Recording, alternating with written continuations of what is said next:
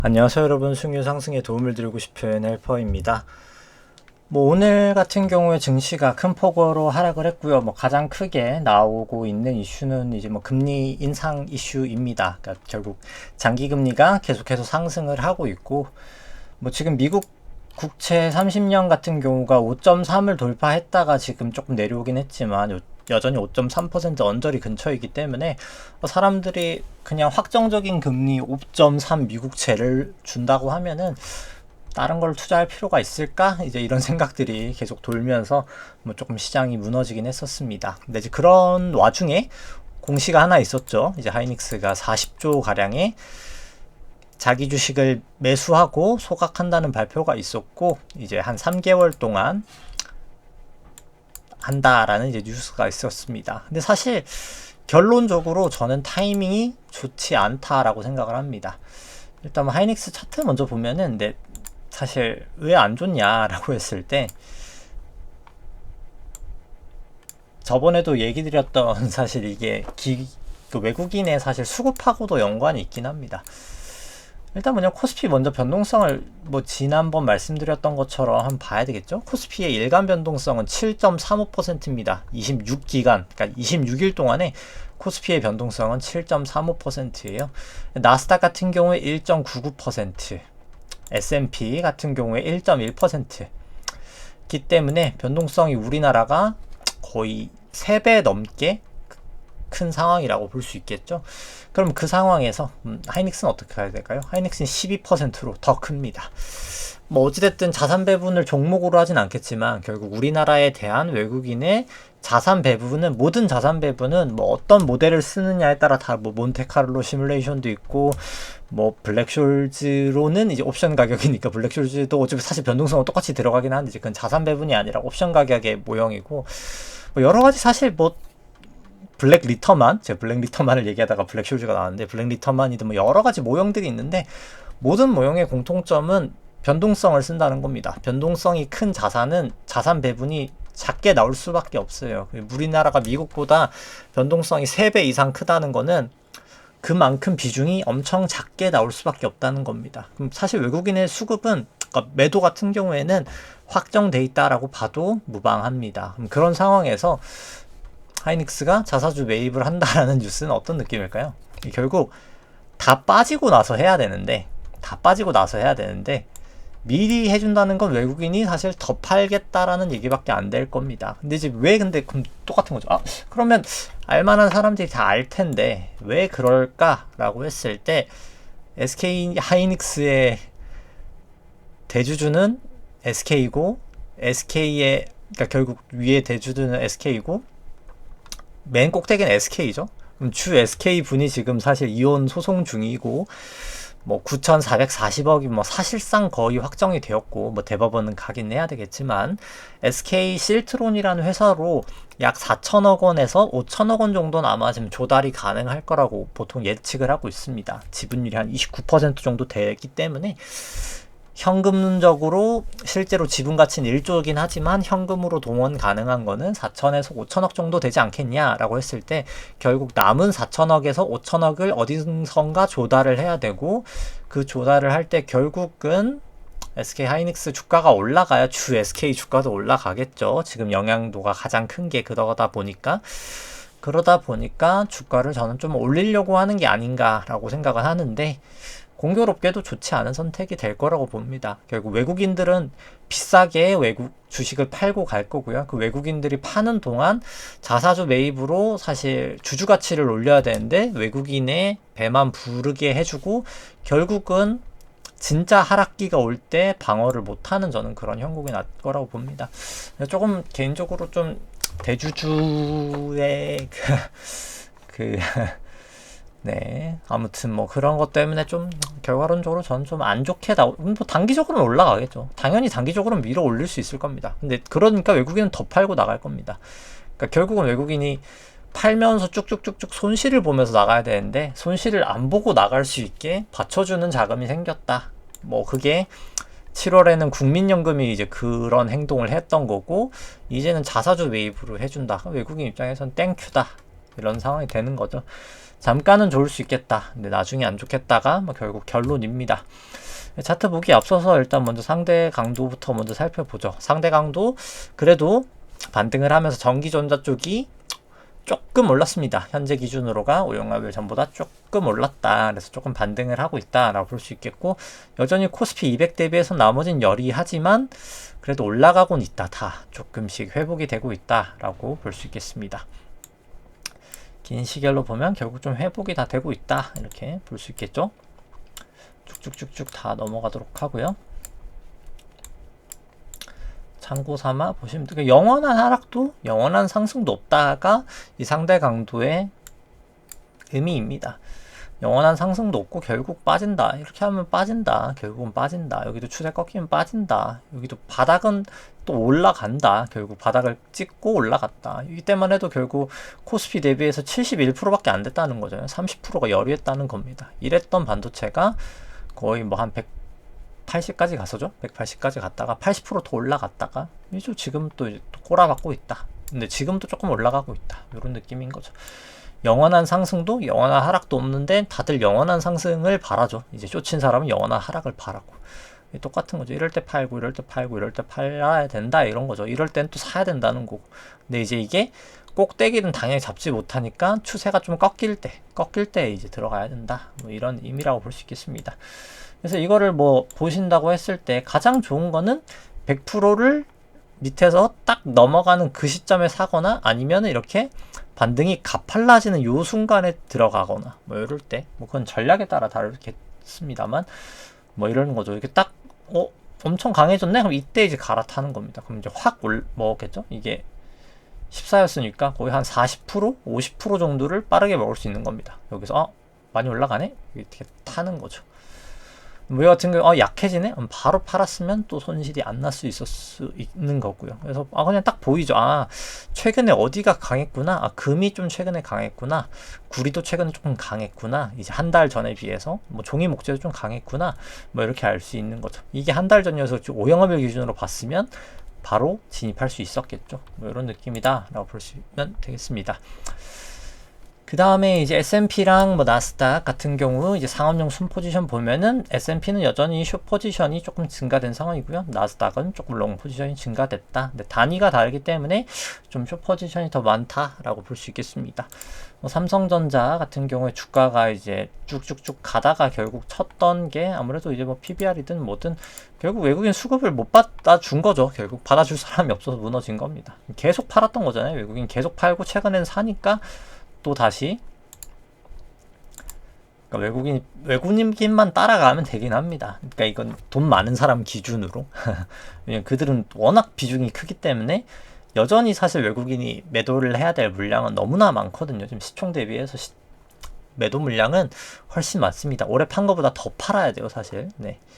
그러니까 올해 판 게 외국인이 코스피에서 올해 판 게 지금 현물 기준으로 161조잖아요. 근데 제가 지금 데이터를 뽑진 않았는데 뭐 오늘 사실 뭐 홍콩 애널리스트 분들 만날 일이 있어가지고 만났는데 뭐 거기 또 그쪽 데이터도 보니까 뭐 사실 뭐 팔아야 될 그러니까 뭐 요런 느낌이에요. 차트를 제가 정확하게 했는데 이렇게 왔던 게 지금 한 요 정도 빠진 거예요. 요 정도 요 정도 왔던 게 요 정도 빠졌기 때문에 한 이만큼 내려와야 돼. 외국인이 지금 팔아야 되는 비중이. 근데 제가 말씀드렸듯이 뭐 그 시총을 떠나서 그냥 자산 배분 자체가 줄 겁니다. 너무나 명확하게 자산 배분이 줄 거고 그럼 내년에는 사실 이거보다 더 팔아야 됩니다. 지금 아직 올해 끝나지도 않았을 뿐더러 내년엔 더 팔아야 되는 물량을 결국 받아줄 사람이 없을 거다. 이제 그럼 무너지는 겁니다. 증시가 이제.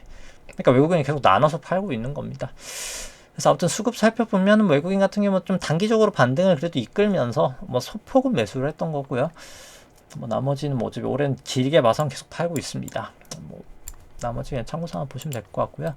뭐 코스닥 같은 경우는 그냥 참고 삼아 보시면 될 것 같습니다. 뭐 그런 상황이고 신용장고는 또 늘고 있죠. 그래서 지난 방송 대비해서 전체가 1.1조 늘었고 다시 또 스물스물 또 반등하는 거 아니야 하면서 유가증권 코스피 쪽 0.6조 증가하고 코스닥 0.4조 증가하면서 또 증가를 하고 있다. 절대 수치가 38조가 맥스였었으니까 아직 그때보다는 아니지만 그래도 많이 가파르게 증가를 하고 있다. 그렇게 볼 수 있겠죠. 돌고 돌아 다시 한번 차트로 돌아가죠. 이제 뭐 V 코스피 이런 거는 트레이딩 뷰 없으니까 보면은 일단 V 코스피 같은 경우 200일 이평에서 반등이 됐다라고 볼 수 있겠고, 근데 뭐 조금 이따 코스피를 봐야 되겠지만 저는 뭐 조금 더 반등할 수도 있지 않나, 일단 뭐 그렇게 보고 있긴 합니다. 이 빅스 같은 경우에는 뭐 많이 하락했다가 살짝 조금 반등을 줬고요. 필라델피아 같은 경우에도 일단 여기 구름대에서 봤는데 뭐 사실 여기를 넘어갈지 아닐지는 모르겠지만 뭐 이건 뭐 좀 이따 어차피 트레이딩 뷰에서 보죠. 니케이 같은 경우에도 하락을 했고, 뭐 이거 니케이는 있으니까 뭐 바로 이제 트레이딩 뷰로 가죠 뭐 그냥. 그래서 뭐 지수부터 살펴보고 코스피부터 보죠. 코스피부터. 그래서 그냥 오늘은 코스피, 그냥 코스피를 한번 보면은 결국 뭐 되돌림, 이 하락의 되돌림을 피보나치로 했을 때 뭐 지금 약 한 50% 정도 가량 되돌리고 나서 하락을 하고 있기 때문에 뭐 상승이 끝났다고 해도 이상하지는 않습니다. 근데 일단 뭐 여러 가지 이유가 있겠지만 이 상승분에 대해서 이 모습이 뭐 저는 사실 한 번 더 가는 게 더 맞지 않을까라고 생각을 합니다. 그래서 한 요 정도까지는 가지 않을까? 한 7,900 정도까지는 저는 반등하지 않을까? 라는 거가 더 우선적으로 보고 있고요. 근데 그거보다도 만약에, 근데 이건 이제 전망일 뿐인 거고, 여기가 한 요 정도가 더 정확하겠죠? 여기가 깨지면, 아, 이제는 하방 가능성이 매우 높을 것 같다. 이제 가장 확실한 건 사실 여기겠고요. 가장 확실한 자리는 여기겠는데, 뭐 사실 일단 한번 여기서 반등을 주고 지지가 됐던 자리이기 때문에 전 여기만 깨져도 하방으로 깨지면 정말 조심해야 될 자리라고 생각을 합니다. 그래서 여기가 깨지지 않는 이상 사실 좀 롱의 자리로 더 보긴 하고, 근데 일단 50 근처였었기 때문에 뭐 그렇게 공격적으로 롱 베팅을 할 자리는 아니다 라고는 보여집니다. 뭐 왜냐면 그래도 추세는 속도는 올라가고 있습니다. 속도는 올라가고 있어요. 그래서 이평의 기울기는 올라가고 있는데 일단 추세 여전히 역전돼 있고 해서 뭐 저는 추세 반전이라기보다는 그냥 요 정도 되돌리는 반등이지 않을까라고 생각을 합니다. 그 다음에 이제 S&P가 아니라 나스닥 같은 경우에는 구름대 위에는 있긴 하고요. 근데 일단 이 히스토그램 같은 경우가 12 이동평균선에, 그러니까 EMA거든요. EMA. 그러니까 지수 이동평균선 12 이동평균선의 기울기입니다. 초록색이 기울기가 올라간다는 거고 내려가는 건데 내려가고 있죠. 그래서 일단 뭐 여기 구름대를 깨냐 마냐가 되게 중요하리라고 생각을 하고, 일단 단기적으로는 여기서 좀 지지될 자리에서 지지가 됐어요. 지금 4시간 봉 기준으로. 그래서 저는 이제 좀 단기적으로 여기서 롱을 들어가긴 했는데, 여기서는 숏을 쳤어야 되는 자리고, 근데 여기가 딱 지지대가 있었죠? 그러니까 여기도 지지대가 있었던 게 사실 니케이 기준으로 보면 조금 더 사실 오늘 지지대가 더 조금 명확합니다. 오늘 니케이가 여기였을 거예요. 제가 매물대로 딱 여기를 그어놨었거든요. 아, 여기가 좀 지지 역할을 했던 자리다 라고 해서, 근데 오늘 보면 딱 거기서 지지가 됐단 말이죠. 아, 그래서 사실 저 지지를 되는 라인에서 사실 저는 롱 베티를 했었습니다.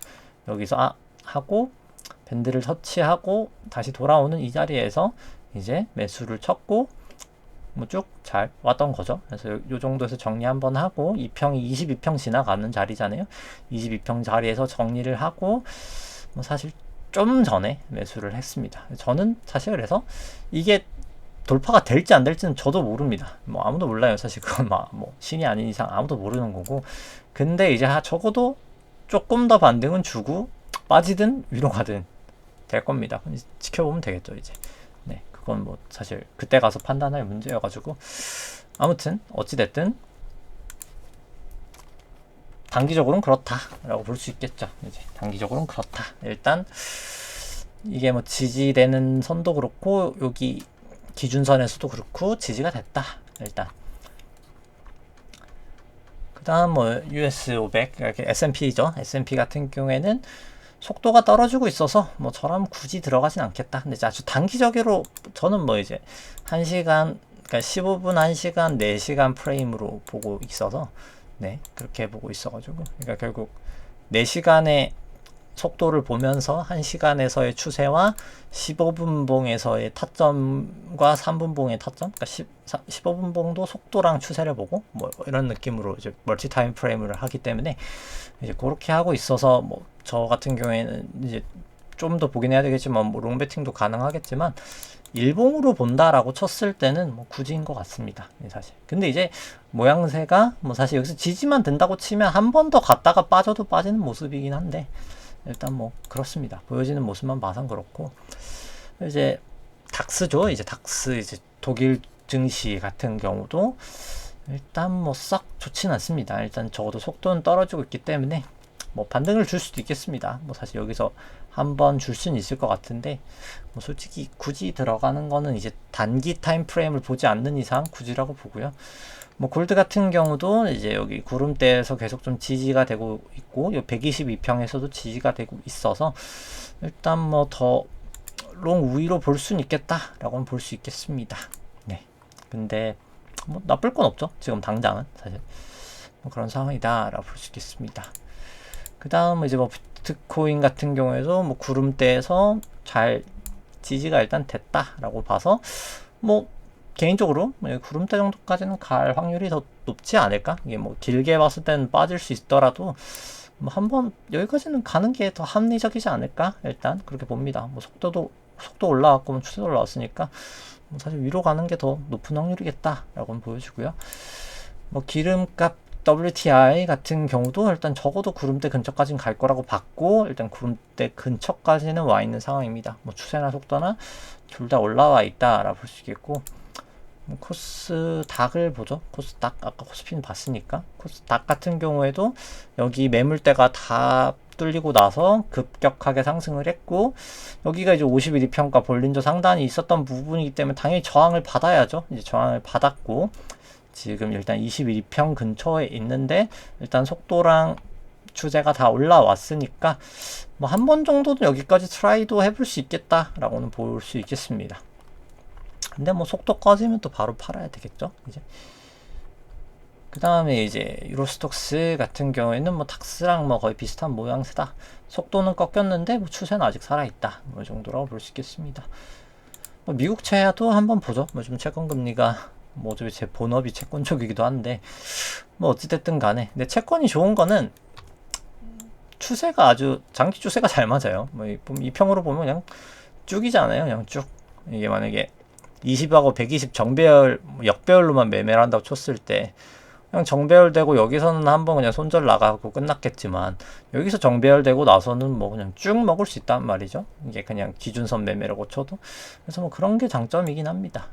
한번 추세가 타면은 그냥 쭉쭉 갑니다. 이제 일단 그래서 보면은 일단 뭐 전 좀 조정의 가능성도 있다고 보는 게 일단 이 TSR이 레벨이 올라가고 있진 않단 말이죠. 그러니까 올라갔어요. 여기 다이버전스죠. 얘는 올라갔는데 금리는 올라갔는데 이 TSR 강도가 높아지진 않고 계속 좀 지지부진하단 말이죠. 이러면 이제 사실 빠질 가능성이 더 높다라고 저는 봅니다.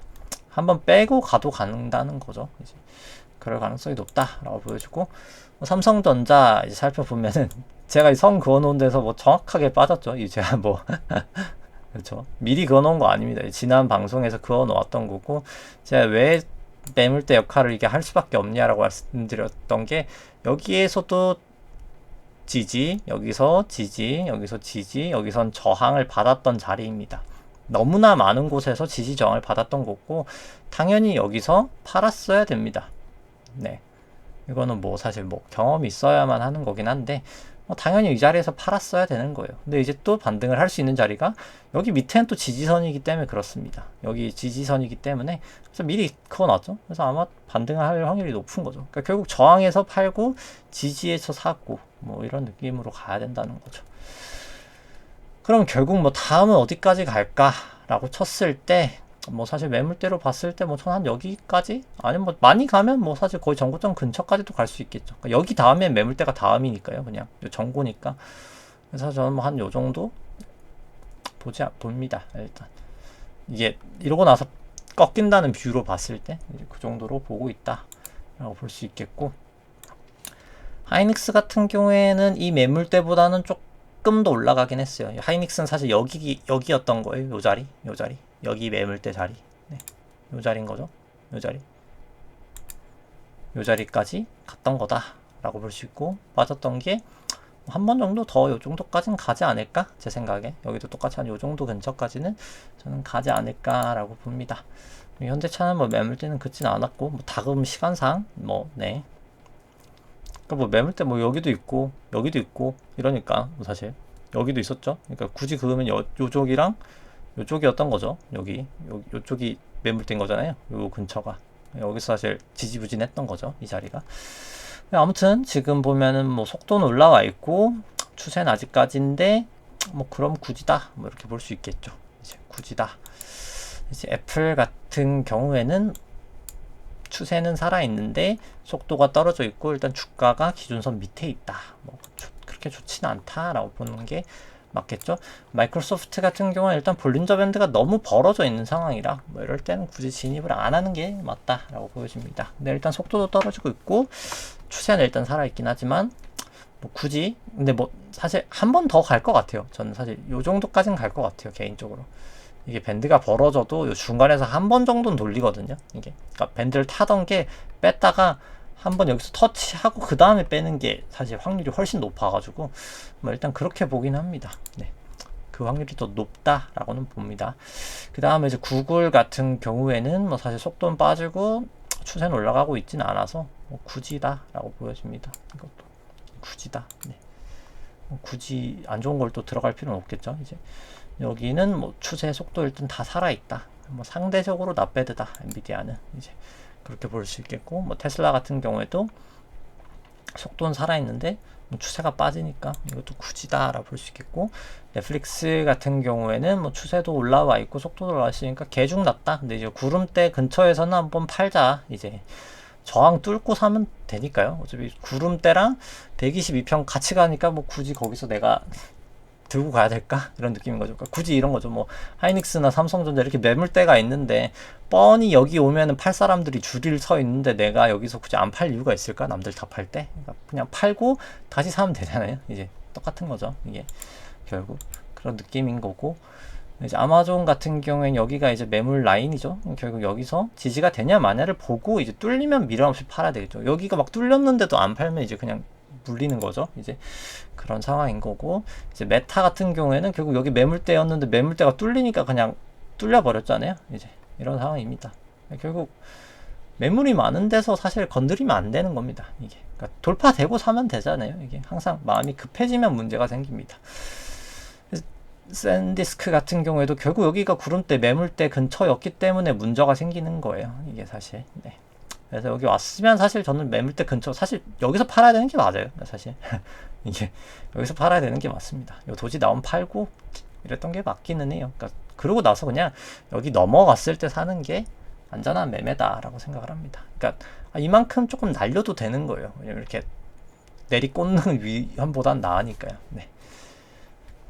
결국 뭐 속도로만 봤을 땐 여기서 매수할 수 있는 거잖아요. 이 자리에서 매수하고 그 다음에 그냥 여기서 팔고 그 다음에 다시 이제 뚫리는 여기서 사고 하는 게 안전한 매매다라고 보실 수 있겠습니다. 그래서 결론적으로 아무튼 뭐 오늘의 방송의 핵심은 결국 뭐 하이닉스 좋지 않을 것 같다. 길게 봐서는. 그러니까 왜냐면 좋지 않은 타이밍에 자사주 매입을 한다. 이제 외국인의 매도가 확정된 상황에서 굳이 그 수급을 받아주는 역할로 자사주 매입하라는 게 옳은 걸까? 인 거죠. 굳이 충분히 조정을 더 보이고 나서 그 다음에 싸게 사는 게 주주를 위해서 하는 게 올바른 거지.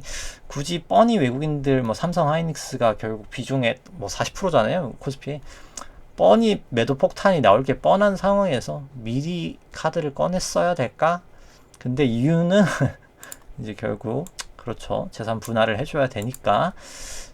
근데 뭐 참 이게 결국 이런 문제가 결국 코리아 디스카운트가 나타나는 이유겠죠. 이게 사실 외국에서는 있을 수 없는 일인데 뭐 대한민국이니까 가능한 일이다라고 생각을 하면서 오늘 방송 여기까지 하도록 하겠습니다. 네, 좋아요와 구독 누르시면 감사하겠습니다. 이상입니다.